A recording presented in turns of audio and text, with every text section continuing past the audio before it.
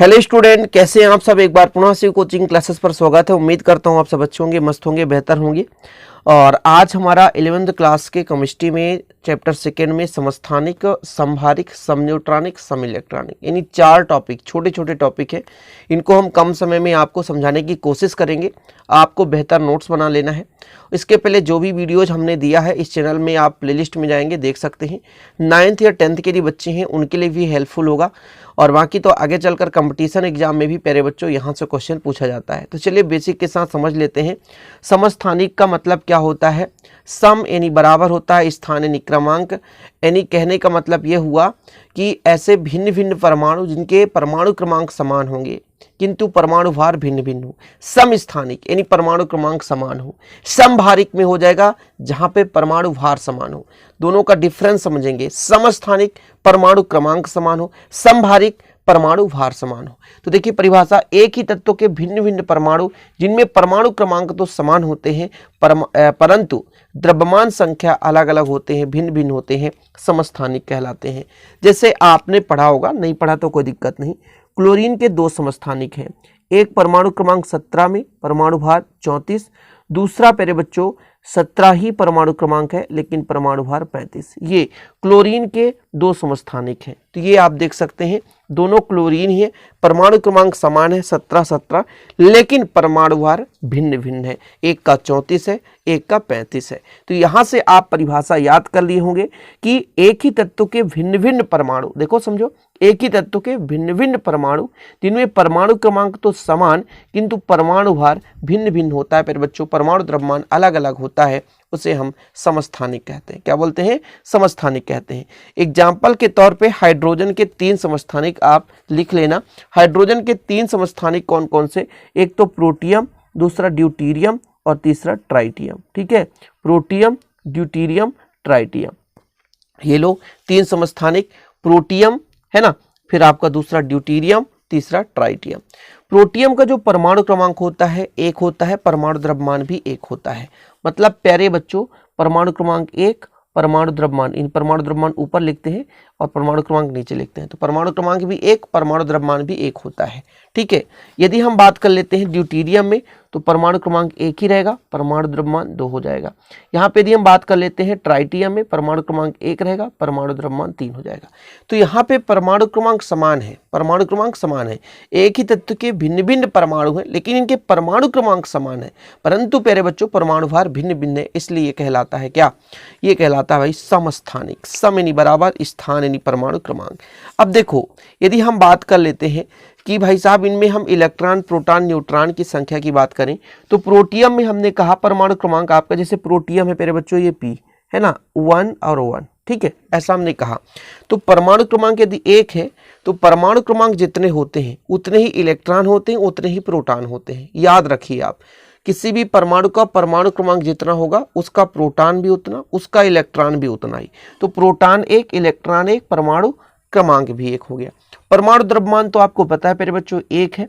अब न्यूट्रॉन की संख्या यदि हम निकालें तो न्यूट्रॉन की संख्या कैसे निकालते हैं? तो प्यारे बच्चों जितना भी द्रव्यमान देके रखा हो उस द्रव्यमान में यदि हम परमाणु क्रमांक को घटा दें, जैसे 1 में 1 को घटा दें तो 0 आ जाता है, वही उसका न्यूट्रॉन की संख्या कहलाता है। तो देखो जरा, यहाँ पे परमाणु क्रमांक 1, इलेक्ट्रॉन की संख्या 1, प्रोटॉन की संख्या 1, द्रव्यमान 1, लेकिन न्यूट्रॉन की बात करें तो 1 में 1 घटा दो, 0 आ गया। सिंपल है, समझ में आया।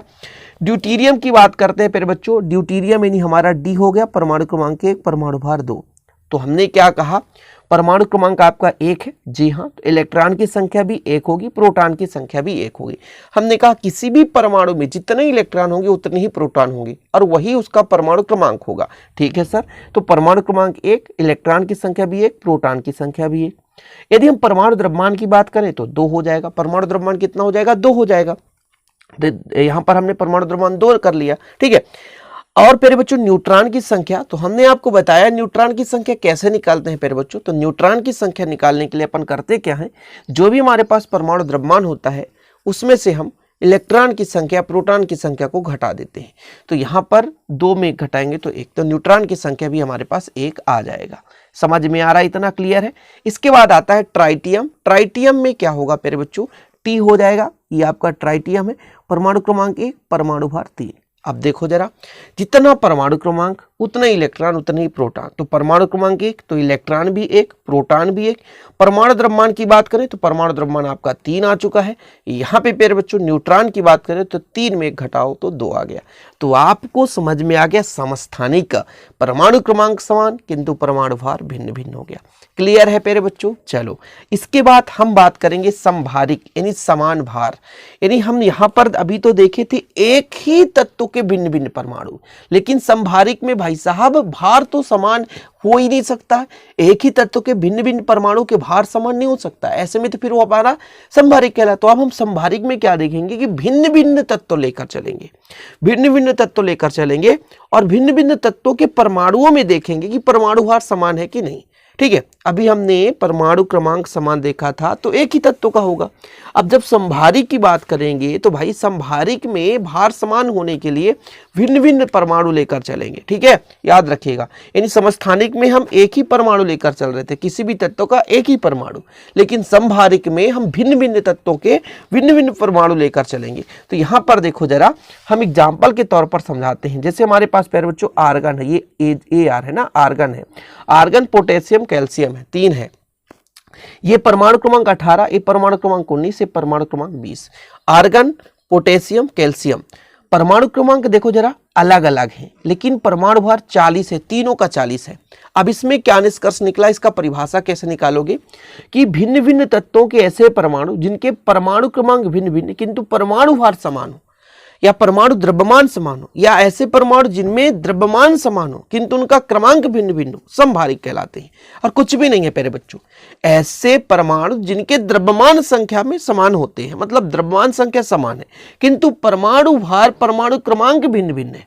समझ रहे हैं ना। तो समभारिक, तो समस्थानिक में क्रमांक समान था, समभारिक में भार समान है यानी द्रव्यमान समान है। यहां पर हमने 3 चीज ले लिया, आर्गन, पोटेशियम, कैल्शियम, 18, 19, 20। मेरे बच्चों 40, 40, 40 परमाणु द्रव्यमान सब में समान है।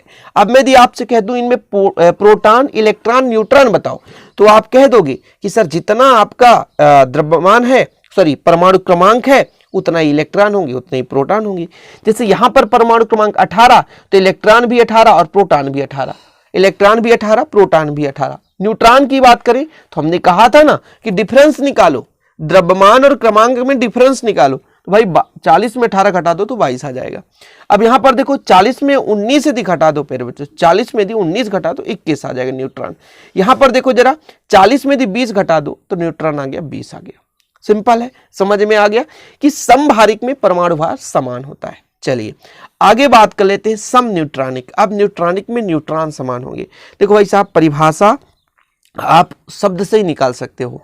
समस्थानिक परमाणु क्रमांक समान थे, समभारिक परमाणु भार समान है, सम न्यूट्रॉनिक में आपका न्यूट्रॉन समान होगा। अब परिभाषा सेम है भाई साहब। देखो विभिन्न तत्वों के ऐसे परमाणु जिनमें न्यूट्रॉन की संख्या समान होती है।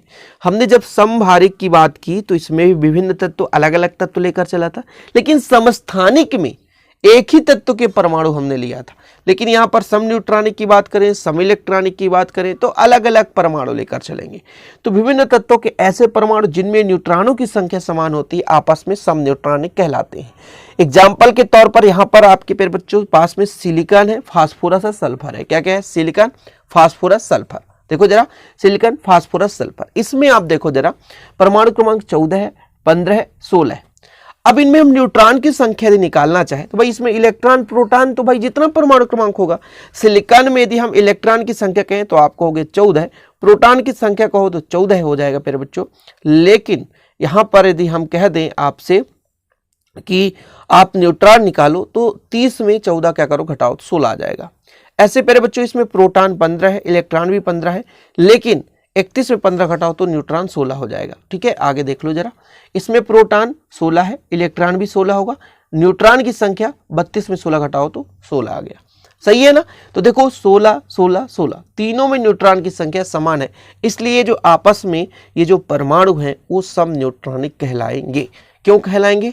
कि तीनों में परमाणु भार भिन्न भिन्न हो, कोई मतलब नहीं है, लेकिन इनमें न्यूट्रॉन की जो संख्या है वो समान है, इसलिए सम न्यूट्रॉनिक कहलाते हैं। क्या कहलाते हैं? सम न्यूट्रॉनिक। इसके बाद आपका आ जाता है सम इलेक्ट्रॉनिक।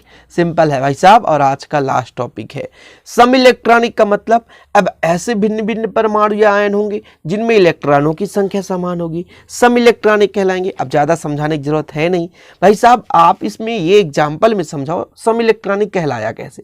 ऑक्सीजन होता है परमाणु क्रमांक 8 होता है, लेकिन प्यारे बच्चों 2 नेगेटिव, 2 नेगेटिव का मतलब ये हुआ कि 2 इलेक्ट्रॉन किसी से लेकर चल रहा है, तो इसमें 10 इलेक्ट्रॉन है। बिल्कुल सही है सर। चलो एफ नेगेटिव, एफ नेगेटिव का मतलब ये हुआ कि एफ में 9 इलेक्ट्रॉन है, एक लेकर चला, तो प्यारे बच्चों 10 हो गया। सही बात है।